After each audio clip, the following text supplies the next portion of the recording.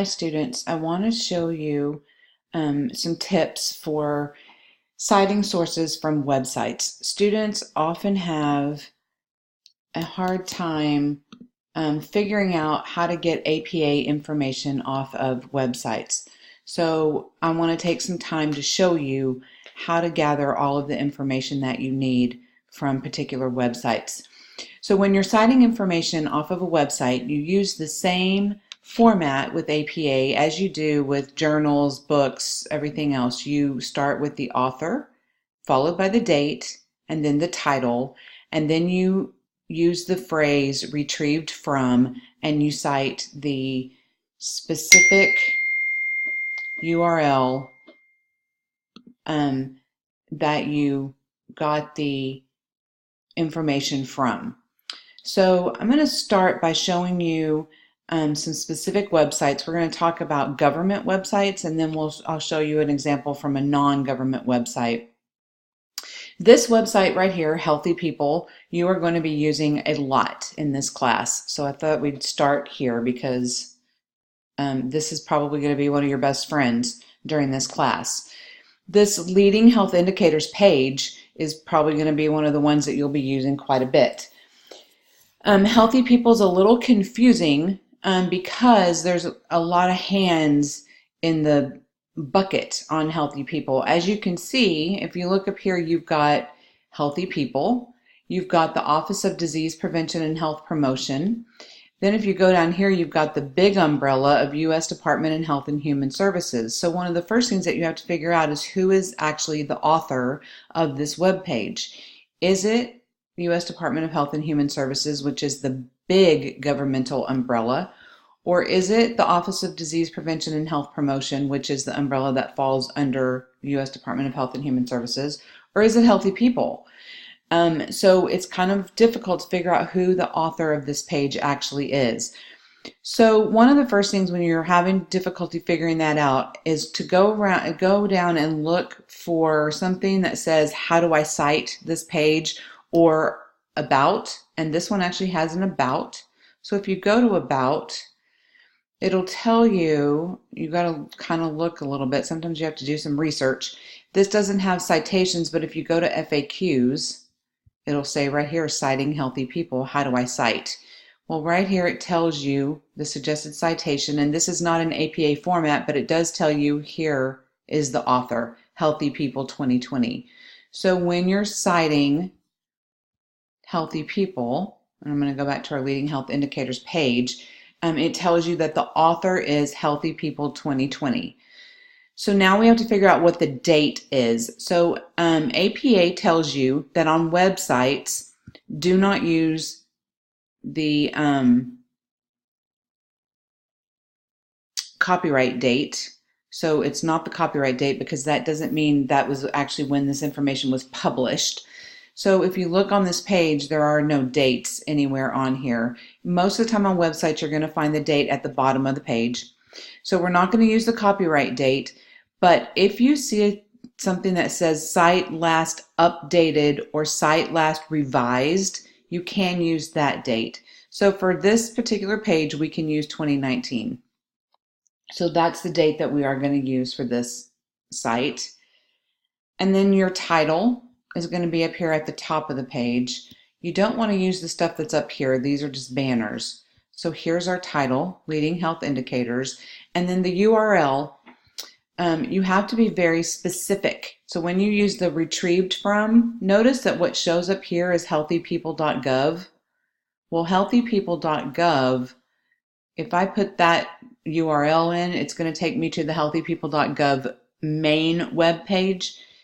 If I click on this, this is the specific URL that takes me to this particular leading health indicators page.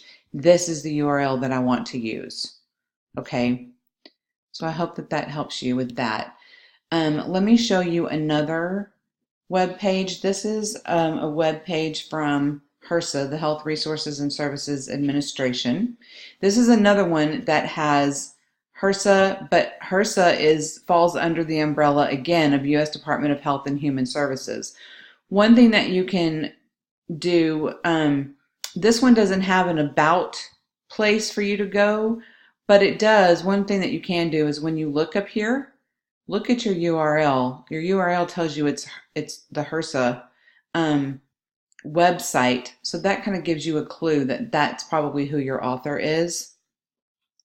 So up here, this is who your author is, HRSA.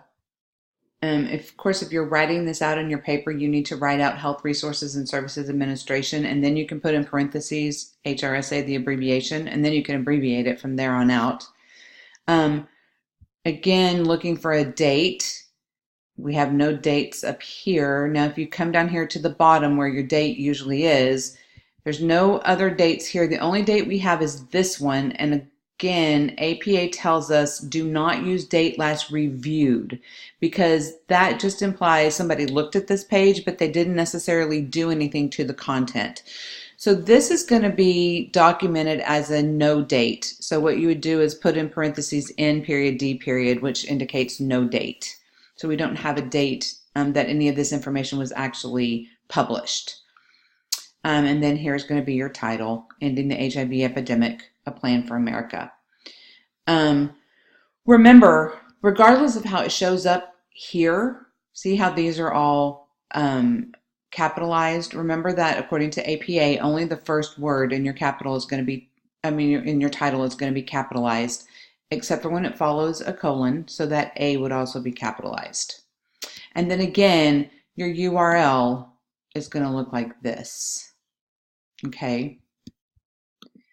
So let me show you one more government site. This is from the Centers for Disease Control and Prevention, or the CDC. Again, the CDC falls under U.S. Department of Health and Human Services, but they are their own entity. So the CDC would be your author. This is another one. The government sites do not like to put dates on their websites. I don't know why, but they don't. But they do have a page, they have a page last reviewed. So again, you don't use that date because it was just reviewed, not actually updated or revised. And so this is another no date. And then your title, I want to show you. Okay, see how this says measles up here?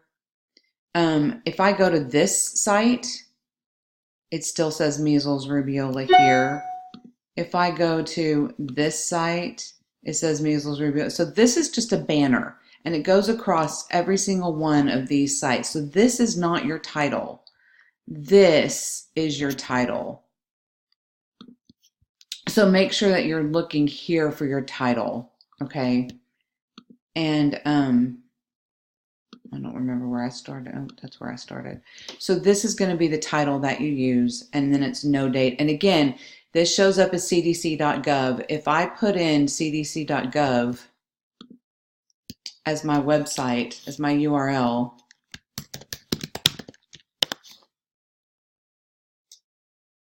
this is where it takes me to. So it doesn't tell me anything at all about measles.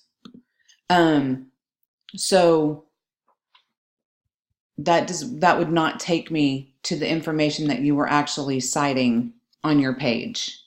Okay. So let me show you one other. This is a non-governmental website. Sometimes these are a little bit easier to navigate, but this is from the American Association of Nurse Practitioners. So your author is clearly up here.